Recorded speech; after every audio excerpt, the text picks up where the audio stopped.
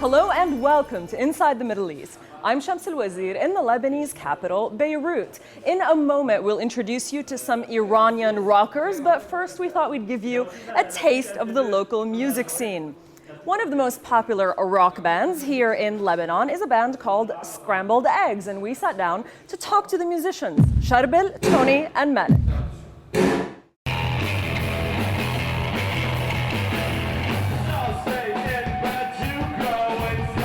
It's been happening in the past couple of years. People have been taking seriously the music thing, and they're starting to relate to whatever we're saying or whatever we're talking about.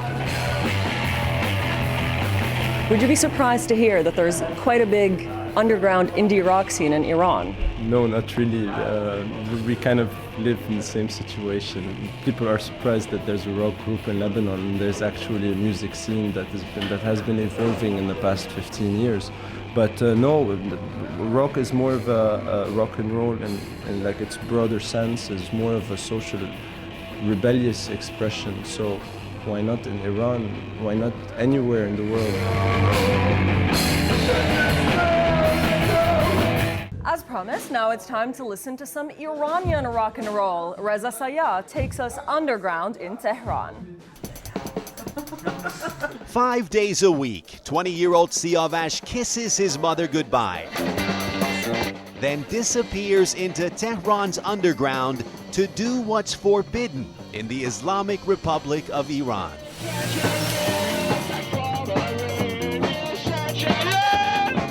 They think, oh, an anarchist? They think you're an anarchist. Yes, they think, but I'm not. With his 3 bandmates, Siavash squeezes into the Sagduni, Farsi for the doghouse, a cramped garbage room turned music studio where the soundproofing is styrofoam. For not bothering the neighbors. The mic stand is an old gas container. It says 1942, gasoline container. For World War II.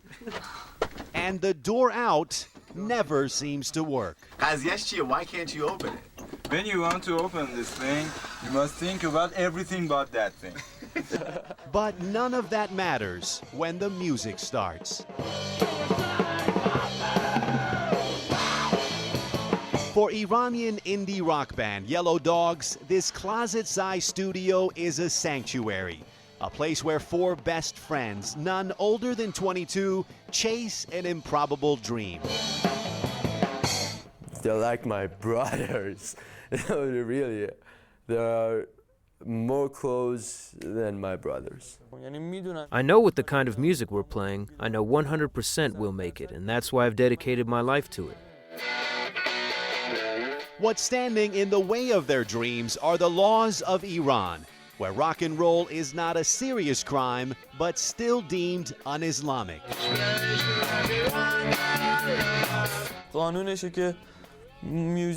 The law has a problem with rock music, so we can't play it. Ignore the law and you can be jailed for the night, flogged, accused of Satan worship. We don't want to change the world, we just want to play music. The Yellow Dogs describe their music as modern rock played with bad equipment.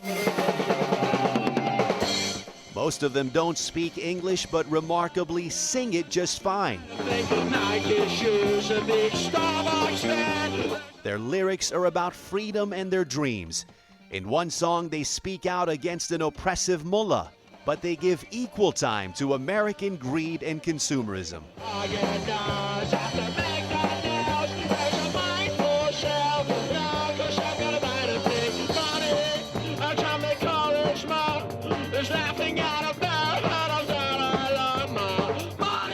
People just want more, so the world is getting unbalanced. And because governments, they want more, they will make more pollutions. And so one day the whole world and whole human race, I think if we do this way again and again, one day we'll all be destroyed by what we did.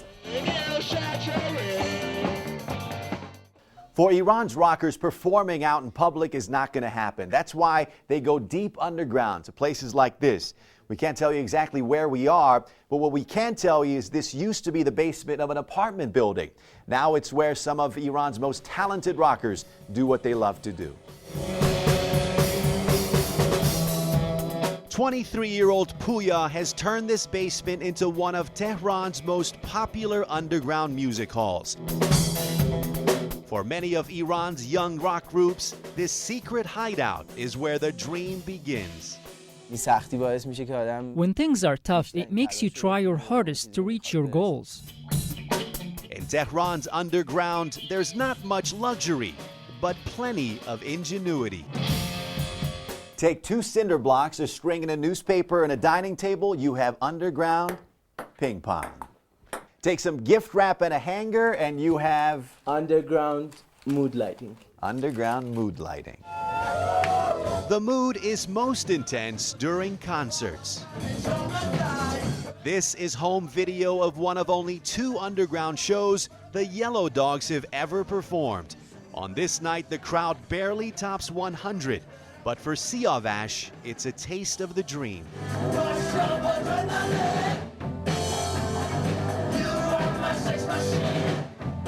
I saw the joy in people's eyes in what they do and just like moving their heads. Wow, it's great. What you see with bands outside of Iran is that there's a lot of support behind the 4 musicians who play. We don't have anyone behind us. Except for their parents. Without their support, Iran's underground rockers admit their dreams would die. The first time he came and said, "Mom, I want to be a rock and roller," what was your reaction? I was happy. Siavash's mother says her son may look like a bad boy, but she raised a great son. I see the humanity between him and his bandmates. When he said they're like his brothers, I felt tears coming to my eyes. There are human relations and they're very strong. She's the best mother to me. You know, she's really supportive. One Iranian indie rock group has already made its dream come true. Hypernova was born in Iran's underground. Today they're touring the US with an album due out this year. I'm happy they're making it, and it's good for us too. The more success they have, the more we can imagine what it's like to make it. The Yellow Dogs may not have to imagine much longer. A music festival in New York was so impressed with their sound, organizers invited them to perform in the fall. For Iranian rock groups, an official invite from the US is often their only shot to leave Iran. Oh, we gonna rock, man. You know, we are live performers, and I know that we can do this great. For the Yellow Dogs, it's one more step out of the undergrounds of Tehran. One more step towards an improbable dream. For Inside the Middle East, Reza Sayah, CNN, Tehran. Coming up on Inside the Middle East, a filmmaker and a priest go head to head. But first, we tell you why pink is the color of the day. That's after the break.